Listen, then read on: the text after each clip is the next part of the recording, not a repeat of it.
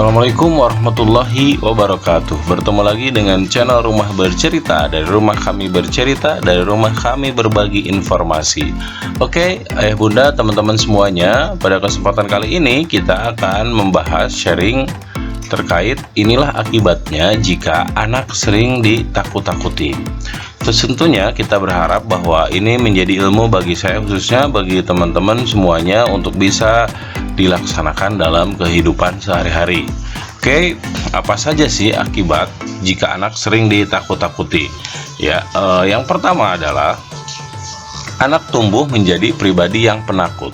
Tentunya ketika seorang anak ditakut-takuti, maka yang muncul yang pertama kali adalah pribadi anak seorang yang penakut. Kreativitasnya juga dapat terbatas karena dia terlalu takut untuk mencoba hal baru. Nah, sieun salah, takut salah. Nah, ini karena kreativitasnya dibatasi berawal dari ketakutan. Maka efek yang pertama atau akibat yang pertama itu adalah kreativitasnya terbatas. Apapun serba takut ketika melakukan hal yang baru. Yang kedua, anak selalu merasa tidak aman, sehingga dia akan sulit mandiri, sulit ditinggal, dan akan terus bergantung dengan orang tuanya. Nah, makanya ayah bunda, teman-teman semuanya, memang kita harus bersama-sama mempelajari terkait konsep mandiri bagi seorang anak. Kapan dia mulai ditinggal, kapan dia harus bergantung kepada orang tua, kapan dia harus betul-betul dikuatkan bahwa dia aman, tidak ada masalah. Ya, banyak anak yang masih gede, yang sudah gede tetapi masih nempel.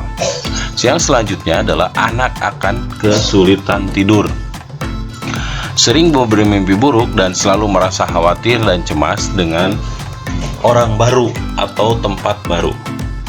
Jadi anak yang ditakut-takuti itu sering bermimpi buruk dan selalu merasa khawatir dan cemas dengan orang baru atau tempat baru. Nah, sehingga ya kalau teman-teman kita punya anak diajak ke tempat baru lalu dia takut, maka bisa jadi dia ditakut-takuti oleh kita ya. Juga dia akan kesulitan tidur. Oke, selanjutnya anak sulit membedakan kenyataan dan rekayasa, mana yang masuk akal dan mana yang tidak. Nah, ini kan semakin parah juga kalau anak semakin ditakut-takuti. Dia akan semakin bingung mana yang nyata, mana yang rekayasa, mana yang masuk akal dan mana yang tidak, mana yang mungkin, mana yang tidak mungkin, karena ketakutan yang luar biasa. Sehingga kemampuan berpikir dan perilaku rasionalnya akan terganggu. Nah, ini kan semakin berat nih. Makanya ya tetap informasinya disampaikan dengan baik. Nah, itu ayah bunda, teman-teman semuanya, terkait akibat jika anak sering ditakut-takuti. Tentunya banyak hal lain lagi dalam kehidupan sehari-hari ketika anak sering ditakut-takuti. Misalnya ya kita sering kan kehadiah jurig dan sebagainya.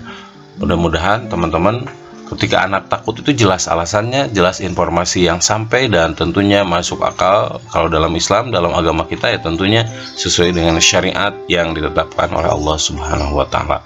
Oke, itu saja, semoga bermanfaat. Assalamualaikum warahmatullahi wabarakatuh.